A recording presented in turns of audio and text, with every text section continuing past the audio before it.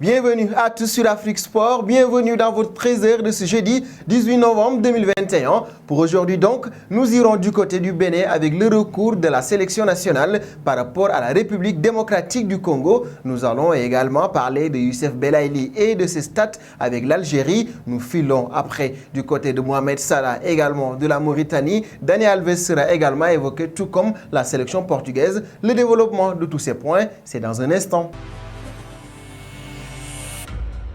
Bienvenue à tous sur le plateau pour ce journal du 13h de ce jeudi 18 novembre 2021 que nous débutons comme évoqué au début avec le Bénin. Les écuries ont donc porté recours auprès de la FIFA par rapport à leur dernière rencontre face à la République démocratique du Congo. Le Bénin accuse la RDC d'avoir procédé lors du match de dimanche dernier à plusieurs changements sur plusieurs fenêtres et non sur 3 fenêtres. La FIFA accuse la réception de la requête officielle du Bénin concernant le nombre de plages de changement de la RD Congo au stade des Martyrs à Kinshasa. La plainte sera soumise à un membre de la commission de discipline de la FIFA le 23 novembre 2021 pour examen et décision. La FECOFA a la possibilité de fournir au secrétariat de la commission de discipline de la FIFA tout commentaire qu'elle juge approprié sur la réclamation susmentionnée, le cas échéant au plus tard le 20 novembre 2021, ainsi que tout document jugé nécessaire, indique la FIFA. La sélection béninoise n'est donc pas prête à dire non à cette possibilité par rapport à un recours sur le match face à la RD Congo. Et nous passons auprès de Youssef Belaïli. Il fait une très belle année du côté de l'Algérie. Youssef Belaïli est l'un des hommes de base de Djamel Belmadi,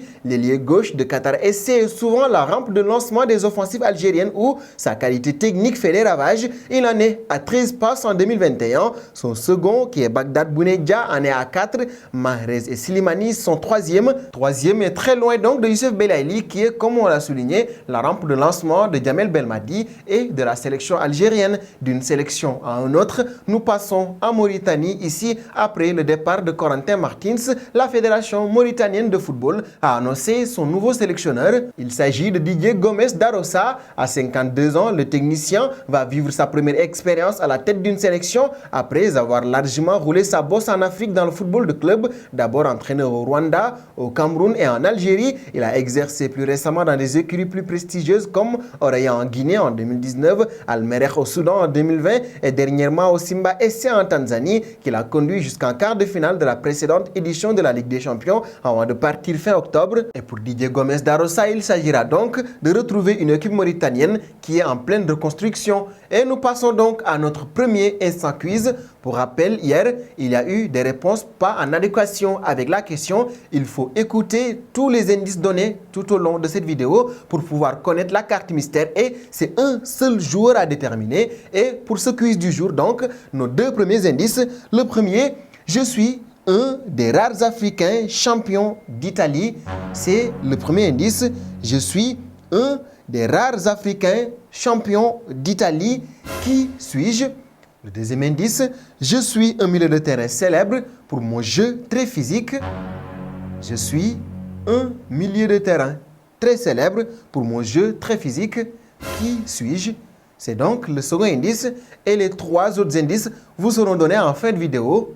Et là, nous entamons donc la seconde partie de ce journal du 13h. Parlons notamment de Mohamed Salah qui est annoncé du côté du Paris Saint-Germain. Vous le savez, le PSG suit Erling Haaland ou encore Karim Adeyemi, mais également le PSG dans la possibilité de voir notamment Kylian Mbappé partir du côté du Real de Madrid. Et d'après les dernières informations du média El Nacional, Nasser Al-Khelaifi et les siens pourraient avoir une belle ouverture avec l'international égyptien de 29 ans lors du prochain mercato estival. Le journal espagnol explique que les dirigeants de Liverpool font le maximum afin de parvenir à un accord pour la prolongation du contrat de leur buteur.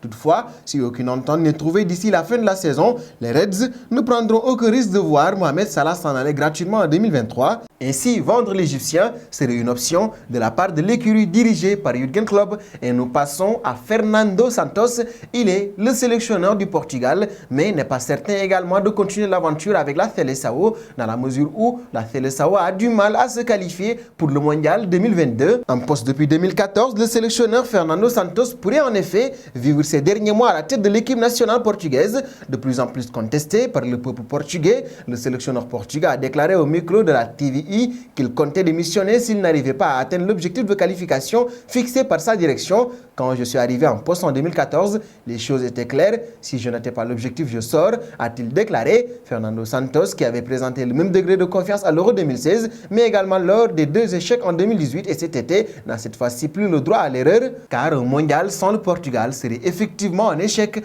Et nous passons au Barça, où nous retrouvons donc Dani Alves. Il s'est exprimé encore face aux médias. Interrogé sur un hypothétique retour de Lionel Messi à la maison, le Brésilien a répondu à sa manière: un retour de Messi? Donnez-moi 2 heures, je vais le chercher. L'histoire est déjà écrite, on s'en souviendra toujours. C'est le plus grand joueur qu'on puisse voir et pour moi, le coéquipier rêvé, souligne ainsi Dani Alves. Une déclaration faite tout en sourire, comme pour dire que voir Lionel Messi de retour au Camp Nou sera effectivement très compliqué. Et nous arrivons donc au terme de ce journal du 13h que nous allons boucler avec les 3 derniers indices qui vous manquent pour pouvoir connaître la carte mystère du jour.